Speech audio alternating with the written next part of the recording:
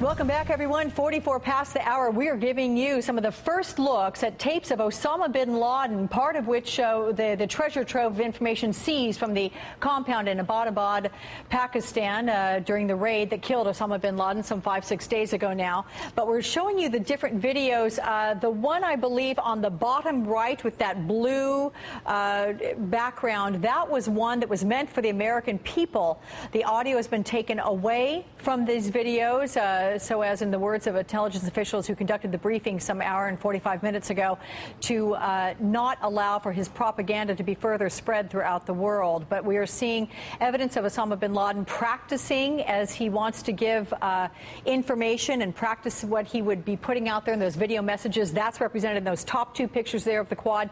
Down to the lower left quadrant, you will see a television as the camera zooms in. That is actually going to reveal Osama bin Laden watching himself on news broadcasts as depicted by Al Jazeera, Al Arabiya, perhaps even BBC, all stations that were able to be accessed there in Pakistan. That clearly was delivered to him via some sort of a courier as he looked at that on tape, or perhaps via satellite, though I think that's not the case. He didn't have satellite footage and dish satellite there reception in that home, that compound.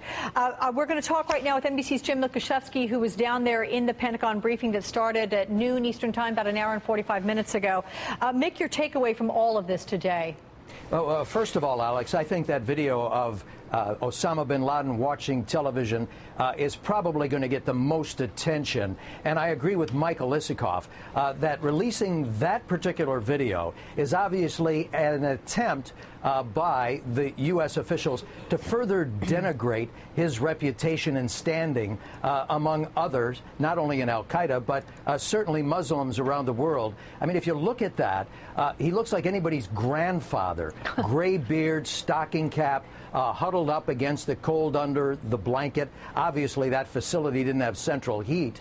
And he was in exile for about for several years, at least, according to U.S. officials. And then in addition to that, in terms of the Zarqawi leadership, Zawahiri, I'm sorry, leadership and whether he's going to emerge as the leader of al-Qaeda, the question to the briefer was put specifically, what kind of communications was there between Anwar al-Awlaki, the American al-Qaeda there in Yemen, who has emerged as a possible figurehead, at least, for al-Qaeda around the world, and the briefer, didn't really seem to have any indication that there was any direct communication between the two. And all he said was, well, obviously, Osama bin Laden was aware of who al-Awlaki was, an indication that they perhaps were not in communication. And if they were communicating by courier, you can see why. So I agree with Michael Sheehan and Evan Coleman and the like, that it appears that despite what the officials here did today to denigrate Zawahiri's standing within al-Qaeda, that he would have to emerge as the most likely forerunner in any successor. But they do make a specific point. They found it very interesting that Zawahiri was not named as the successor when al-Qaeda acknowledged that Osama bin Laden had been killed. I think that is an interesting point indeed, Mick.